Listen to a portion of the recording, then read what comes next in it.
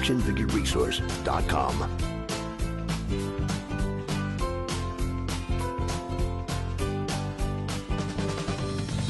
Yesterday's toys, today's treasures. Hot Toys, an action figure resource guide to buying your first. What is this guide about? Hot Toys are a Hong Kong-based manufacturer and production house that began in 2000, making high-end military action figures in the 1/6 scale. They transitioned to the movie Masterpiece series and have produced toys for Star Wars, Marvel, DC, Aliens, Predator, Back to the Future, Planet of the Apes, RoboCop, Terminator, 300, and Resident Evil, to name but a few, along with stunning 6th scale versions of celebrities like Bruce Lee, James Dean, and Michael Jackson. Basically, their roster covers pretty much every abiding sci-fi movie and comic book icon of the past 4 decades. Rather than being a complete collecting guide or a complete history, it is a detailed introduction to Hot Toys for those who have been wondering about picking one up for the first time. What do you need to know? What should you take into consideration? And of course, which one is for you? Now, we don't usually do guides of this nature because most action figures retail between $10 and $25. But newly released Hot Toys retail at between $220 and $275, and in the aftermarket they can fetch twice that and more. This is a serious investment that I was initially going to compare to buying a current generation games console, until I realized that the moment you get that console home and open the box, it will depreciate in value over the coming years, until in a decade you can pick one up for $30 at a flea market. Not so Hot Toys. They will either remain roughly at their market value or appreciate, making them more of an investment. They may not be the fiscal action figure collector's dream acquisition of an inexpensive end-of-the-line wave of figures that you buy for a song, store for a few years, and then sell at 10 times what you paid to someone who really wishes they'd been there to snag them when you did. But since most Hot Toys are limited run and don't get reproduced year after year, you almost always have something unique and desirable. They came into being at a time when the previously niche and geeky was becoming mainstream big business, and since the production house's main focus turned to rendering the characters in the biggest blockbusters into luxury models, Hot Toys surfed the wave of the adult collector looking for a serious step up from the comic book store figures of their youth. I've seen collectors on YouTube showing off their dozens of Hot Toys, and my legs have turned to jelly at the thought of that continuous financial hit that those collections represent. But if you have the right career, this is in fact an affordable prospect, with each of these costing about as much as an expensive night out. What can I expect from my figure? The likenesses are uncanny, in the truest sense. Almost always leaping over the plunge of the uncanny valley. That's where stylization approaches realism before taking on aspects that we find unsettling, almost human but not, and landing at the other side, usually hanging by its fingers Indiana Jones style. In other words, they look so realistic, so close to their source actor, that these are best described as foot-tall posable waxworks for your own personal museum. Each Hot Toy, as standard, utilizes a base body, and it's when their clothes are off and you can see this structure that the familiarity with certain classic action figures hits home. In effect, these are Mego figures, just really, really good ones. At the feet, the boots attach via snap-on hinged ankle ball joints, and likewise at the wrists, hands, gloved or otherwise, are detachable and interchangeable with the usually several alternate sets. Many Hot Toys come with interchangeable heads. Care must be taken when removing these. Firstly, they must be tilted on one side to ease the ball peg out of the socket rather than exerting too much direct force on the softer sleeve holding it in place. Secondly, and more obviously, the face is the part of the figure where an overwhelming amount of the character identity is located, and you don't want to crush or misshape the features, especially since replacement or alternate heads could fetch around $50 on eBay if they can be found at all. Belts, pads, armor, and accessories are sometimes removable, sometimes attached to the pants or tops. Extreme care is suggested with handling these delicate constructions, and it's actually ill-advised to repeatedly undress and redress your Hot Toy. It wasn't designed to be G.I. Joe or Action Man. It's frequently possible to do so, but these are primarily for display rather than play. For these purposes, nearly all Hot Toys come with some kind of display stand. Typically they have adjustable wire holders with something called a crutch cradle to rest your figure on. Occasionally there will be more elaborate dioramas. The figures themselves have a surprisingly weighty heft, and you can feel the value when you handle them. They will hold their pose, and with the alternate hands and heads and other pack-in accessories, as well as those that you can track down elsewhere, you can frequently get a variety of different looks and stances from a single figure. Which Hot Toys figure should I choose? The obvious answer is the one you want the most. But the reality is that with so many available, so many more on the way or coming up for pre-order, quite a range of different prices on the aftermarket, and an availability of additional accessories at additional cost, and with so many licenses beloved by so many, you actually have to think very carefully on your first figure. A more pertinent question should be, should I buy a Hot Toy at all? Because in perspective, if you take your average $250 example and set it against other action figures, you could get 12 Hasbro Marvel Legends for that price. That's a lot of very good figures. You could get 2.5 premium Play Arts Kai figures, 7 mail-order figures plus shipping from Matty Collector, 62 blind-bagged Lego minifigures, and that's if you don't get a bulk deal on any of those. One Hot Toy represents a whole boatload of other toys that you could get instead. You could also feed a small family for 2 weeks to a month, depending on how much pasta you eat. But ultimately, everyone's budget is different, and you wouldn't be watching this unless you've already seriously entertained this notion, and if you're like me, that thought will stick with you, rattle around in your head for months or years even, until you start setting yourself up to take the plunge. The good news is that if you get buyer's remorse, you can get a lot of what you paid back by reselling the figure straight away. More so if you return it carefully to its packaging, put it back in the remailer, and store it somewhere very safe and dry for a few years. See our guide to storing your action figures for tips. You may suffer from buyer's remorse, as it is ultimately just another action figure, but wait a few days, see if it passes before acting. As far as which figure to choose goes, you should narrow it down to a top 5 favourites, then whittle that down to a top 3, then 2, and then if you haven't done so already, if you're like me, type out a colour-coded obsessive-compulsive chart of strengths and weaknesses of your top choices. If the figure is less of a financial investment and more for you to display, and you aren't sure you want or can afford any more than that one lone Hot Toy, ask yourself the following 3 questions. Which character resonates with me the most? If applicable, which film did I most enjoy them in? If multiple costume editions are available, which one is the version I see this character wearing when I close my eyes? That's a really good way of just nailing down the basics of that character. Again, these all seem simple, but for the first one, it is worth doing right. So why is a purchase like this worthy of such deep consideration? Allow me to draw on my own experience to illustrate this one. Back in the mid-2000s, I developed a serious lightsaber collecting habit. Before it began, the 1-to-1 scale Master Replicas model I first really wanted, that's Obi-Wan from Episode 2, was far more expensive by more than $100 than the newly released Obi-Wan from Episode 3, simply because it had been out a year or two and was unavailable in stores now. I bought the cheaper Obi-Wan, which I adored. I adored it so much that I then bought the Darth Maul with the money I had, in inverted commas, saved. After that, it was Han Solo's blaster because he was my favourite character, then Anakin Skywalker's lightsaber because even though I hated the character, I managed to win an eBay auction that I was expecting to lose, and the lightsaber was cool, and so on through Luke and Vader and Yoda and the Stormtrooper blaster until eventually Master Replicas released an Elite Edition Obi-Wan from the Phantom Menace, which was technically mostly identical to the Episode 2 saber. But being Elite, it cost around $100 more. Do you see what I did there?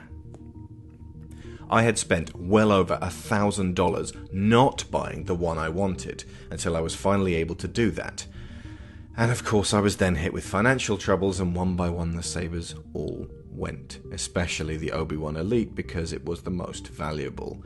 Today I only have the Han Solo blaster left because he's still my favourite character. I wish I'd kept that Luke Skywalker Graflex from A New Hope though. And since Master Replicas lost the license to Hasbro a few years later, and Hasbro has had no interest in premium replicas, these sabers are now double and triple and quintuple what I sold them for back in the day. In other words, the figure you really, truly want may be more expensive than a lot of the others, but it could well be false economy, especially if you have the collector's itch. I'm very familiar with that. To imagine that a cheaper compromise will satisfy long term. Again, your experience may vary, and if you can shrewdly find a workaround that fits you, that is the most important thing. Satisfaction can be gained from many aspects of collecting. The research, the hunt, the acquisition, the unboxing, the play, the day-to-day admiration of your display, the reselling for more than you paid, or even, for those who get there, the passing on of a treasured possession to someone you know will really appreciate it just as much as you. That's the other side of paying so much for a toy. You get to think seriously about what to do with it. These figures command a respect that few of their peers can achieve. So which was my first hot toy?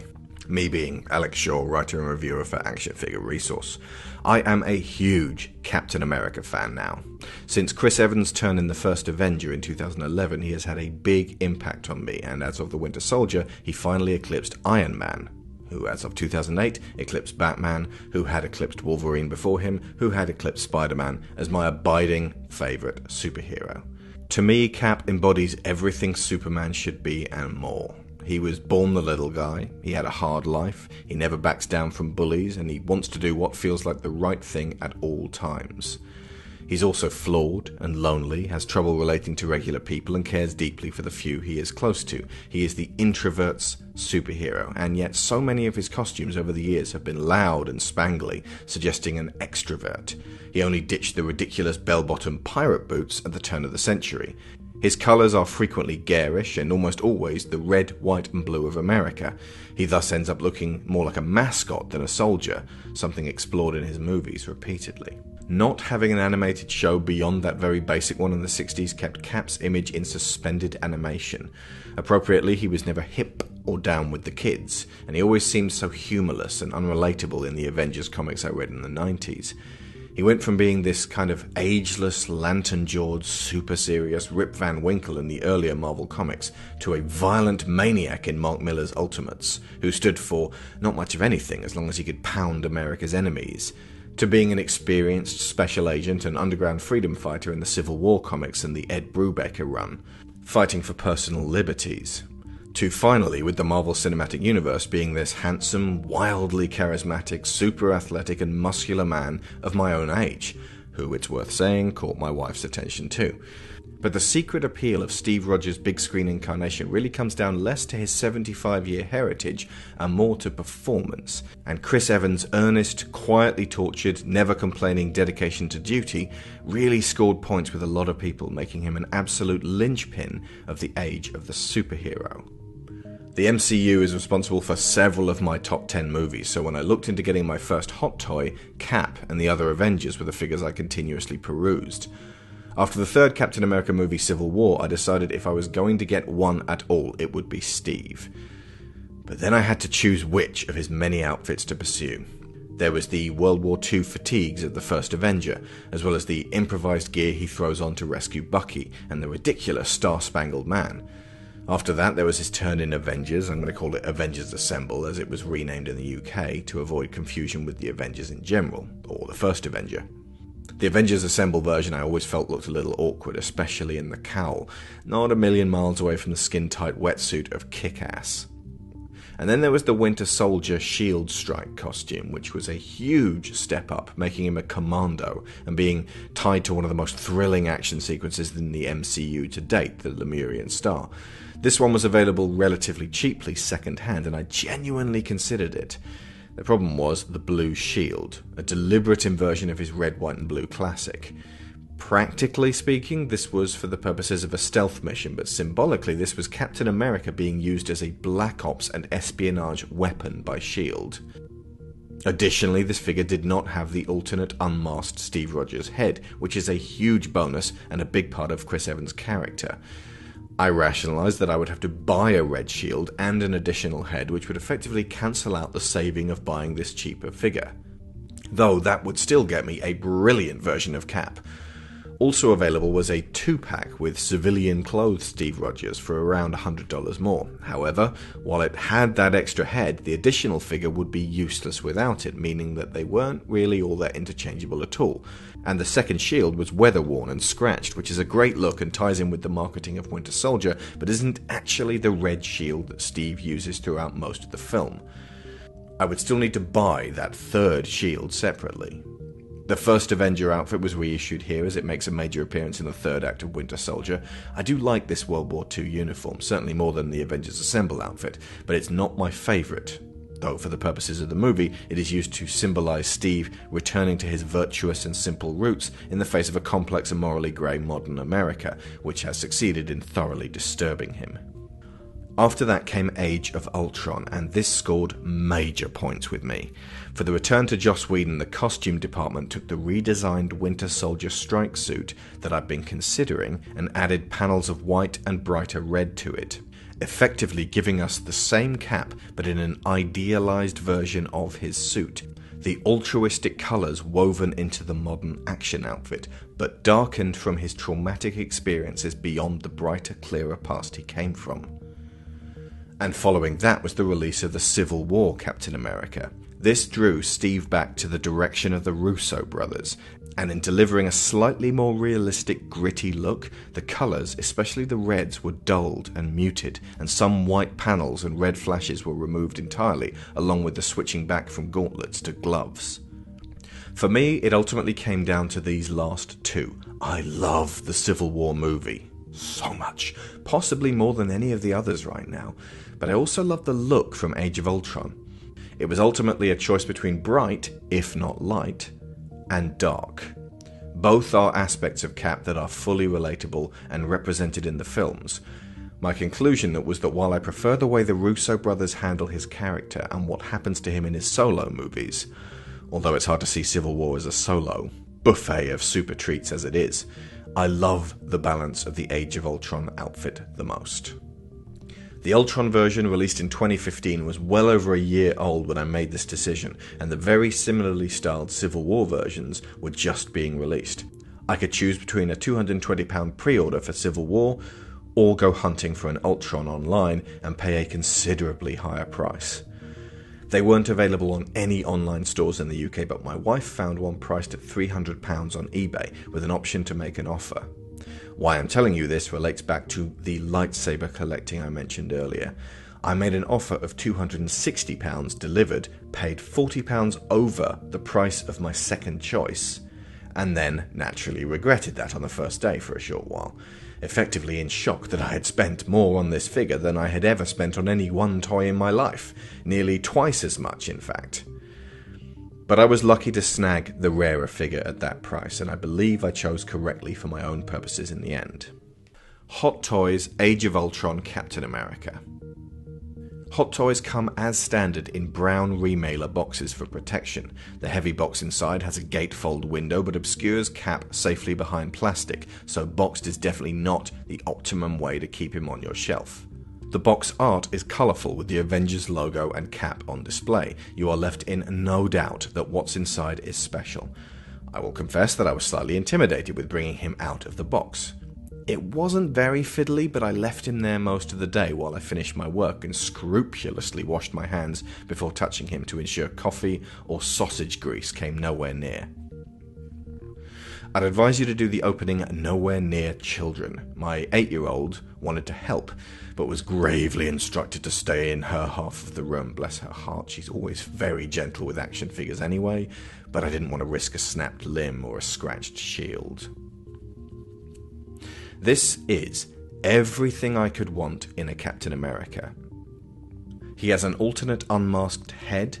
That's very important for lending a model emotional complexity. What struck me, and this is something that rarely translates to still images, are the tiny, detailed, shining dots in his eyes which catch the light. This owes more in its heritage to dolls than figures. He has 8 hands in total, One of the left ones is open with splayed fingers, the opposing right has an extended grip, ideal to be posed holding the edge of the shield. 2 of these gauntlets are punching fists, 2 more are loosely gripping and are thus ideal to hang the additional helmet from when he is wearing his Steve Rogers head. The remaining 2 have internal magnets. This is a feature, apparently, of the Ultron Cap and no other, since in the movie he has a Stark Tech electromagnetic system in his arm gear. What that means practically is that this red shield, unlike the World War II or Avengers Assemble or Winter Soldier or Civil War versions, does not have the classic leather straps. In effect, the shield, when held close to either arm when he is wearing these hands, will attach itself to him.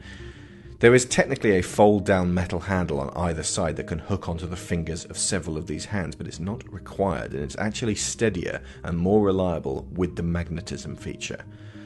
I was, I'll confess, a little iffy at first because it seemed like it might fall off and it wobbles a little when you move him, but 3 things set my mind at ease. 1. There's no fiddling with delicate handles and fingers. 2. If, perish the thought, he were to fall from my shelf, no handles would break. The shield would simply come away harmlessly. And 3. Attaching it to his back harness, also magnetized, with a single deft movement, is undeniably awesome.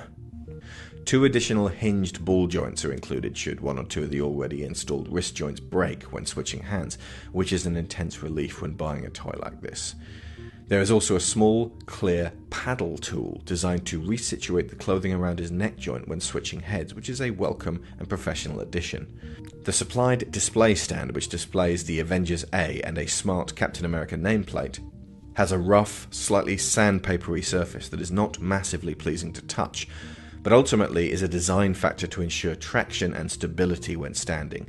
It's designed for support and aesthetics, not for stroking. In terms of detail, this is peerless, and I do mean that. I have never seen an action figure hit all the right notes in quite so spectacular a form in terms of detail. The face, body, hands and feet are all perfectly rendered and correctly sized, with very few concessions made to stylization. The costume is beautifully cut and hangs exactly right with a variety of textures. A minutely detailed crosshatch on the knees and elbow pads, leather-like panels on the legs, arms and trunk. The star on his chest is shiny and stands out across the room. Nearly all other parts of the costume that are supposed to be metal are painted in a way that suggests some wear. The belt is a 2-layered leather-looking fabric with molded pouch accessories.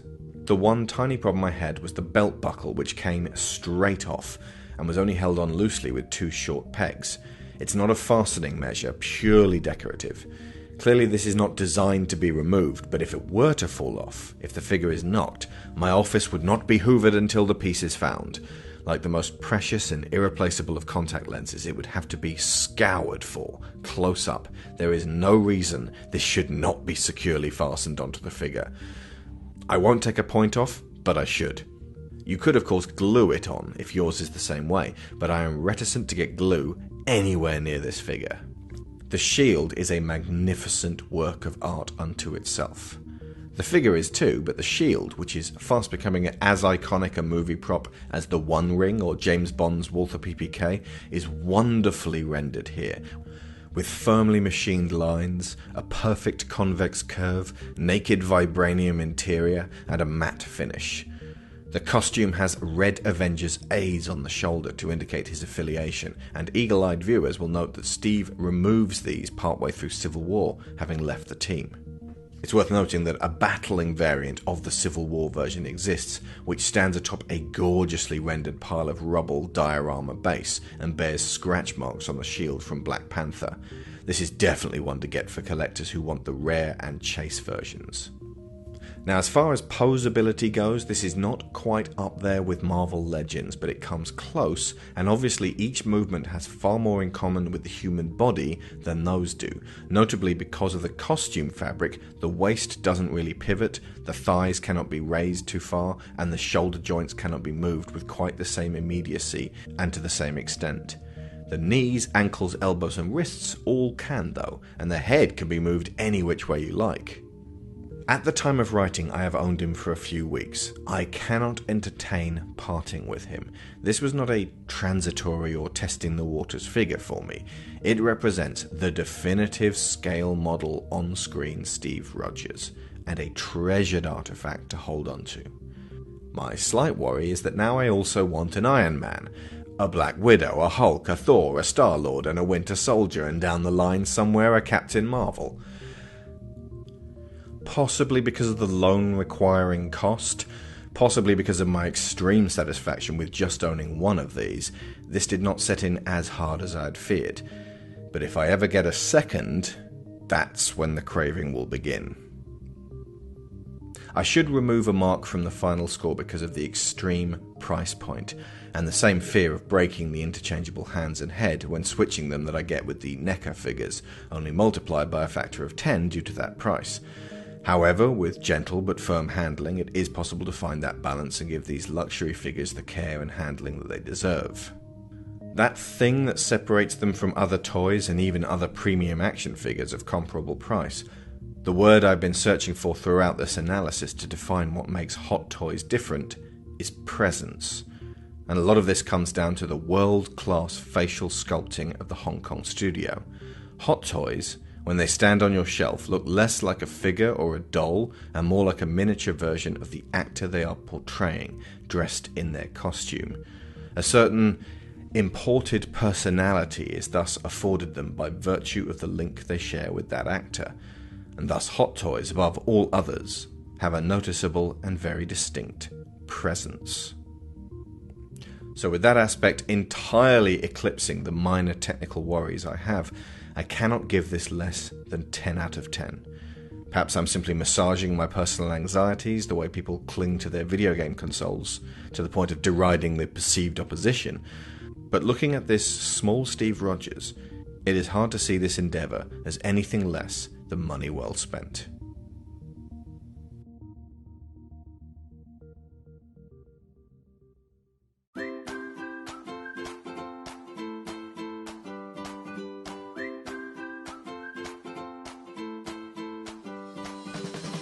actionfigureresource.com.